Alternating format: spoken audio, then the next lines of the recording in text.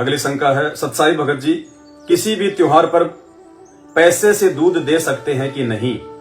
यदि आपका दूध का काम है, यदि आपके घर पे भैंसे हैं और लोग आपसे दूध वगैरह लेते हैं तो कोई दिक्कत नहीं, आप तो रोज ही दे रहे हो उनको। कोई त्योहार आए ना आए, त्योहार तो उनके लिए है, हमारे लिए थोड़ा ना कोई त्योहार है, तो आप तो दो उनको दूध वगैरह, कोई दिक्कत नहीं है। यदि उस त्योहार के नाम पे आपसे कोई यदि 20 किलो दूध लेता है एक्स्ट्रा कि मेरे को कल दिवाली पे 20 किलो दूध चाहिए, तो आप उसको दीजिएगा, कोई दिक्कत नहीं है। जैसे आपकी कोई किराने की दुकान है, अब दीपावली हो चाहे होली हो, लोग तो आपसे लेके जाएंगे आटा, सूजी, पता नहीं चीनी वगैरह मिठाइयां बनाने के लिए, तो सबको पता है कि वो दिवाली मनाएंगे, दिवाली के लिए खाएंगे, सब कुछ मनाएंगे मिठाई। तो आपकी तो दुकान है, वो आपके जो है वो ग्राहक हैं, जो जायज वस्तु है वो आपने देनी है।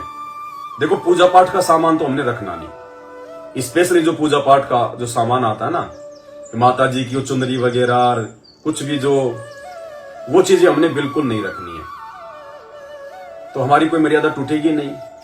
और बाकी यदि जैसे कोई माचिस लेके जा रहा तो ले जाओ माचिस, हमारी तो दुकान है, हमने तो देना है। अब तू बीड़ी पिएगा या फिर तू अगरबत्ती जलाएगा, वो तेरा काम है।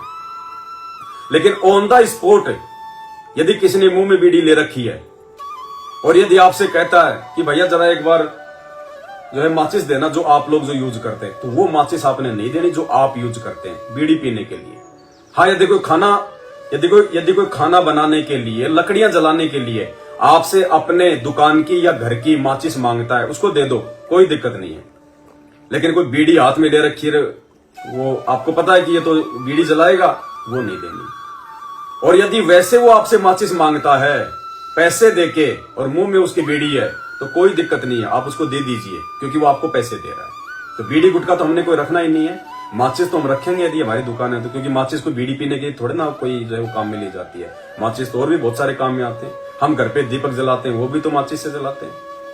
कहने का मतलब है बच के चलना है,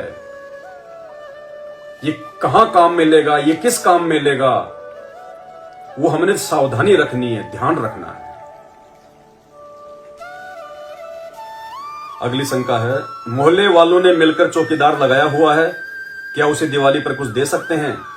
देखिए, मोहल्ले वालों ने मिलकर यदि कोई चौकीदार लगाया हुआ है तो चौकीदार की महीने की जो सैलरी होती है और उसमें आपका जो हिस्सा आता है 1000 रुपए, 500 रुपए, वो तो आप उनको दीजिएगा, क्योंकि चौकीदार आपकी चौकीदारी कर रहा है, वो उसकी मजदूरी है। लेकिन बाकी मोहल्ले वाले यदि ये कहकर कि साहब अपन सब मिलके चौकीदार को जो है वो कपड़े सिला के देंगे, मिठाइयां ला के देंगे, तो आपने बिल्कुल भी सहयोग नहीं करना है, बिल्कुल भी ना। चौकीदार को दिवाली होली के नाम पे कोई पैसा देना, ना मिठाई, ना कपड़े, कुछ नहीं। बाकी मोहल्ले वाले दें तो लाख बार दें, हमें कोई दिक्कत नहीं।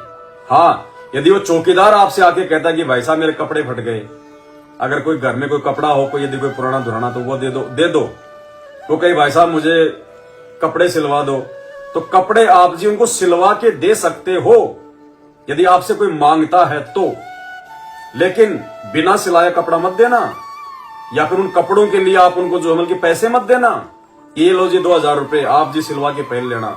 जरूरी है 2000 रुपए को कपड़ा ही सिलवाएगा? पैसे आने के बाद तो घर जाने से पहले दारू का ठेका भी आता है, बीड़ी की दुकान भी आएगी, मांस की दुकान भी आएगी, तो वो हमने गलती नहीं करनी।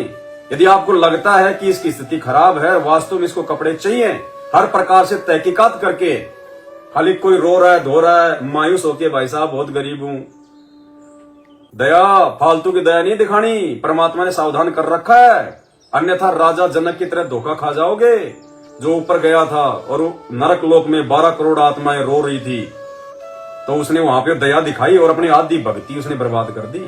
तो परमात्मा कहते हैं दया बिना दरवेश कसाई, जिसके हृदय में दया नहीं वो कसाई के बराबर है। लेकिन हमने वो दया बिल्कुल भी नहीं दिखानी जिस दया के दिखाने से, जिस दया के करने से हमारी मर्यादा टूट जाए। ये पिछली पीढ़ी है, शिक्षा परमात्मा ने इसलिए दी है, सत्संग इसलिए सुना है। यदि आवश्यक है, आपको लगता है, तो आप उसको कपड़े या तो आपने जो यूज कर रखे हैं वो उसको दे दो, या फिर मार्केट में जाके उसको सिला के कपड़े दो। बिना सिलाई कपड़े नहीं देना, वरना बेच देगा, ध्यान रखना।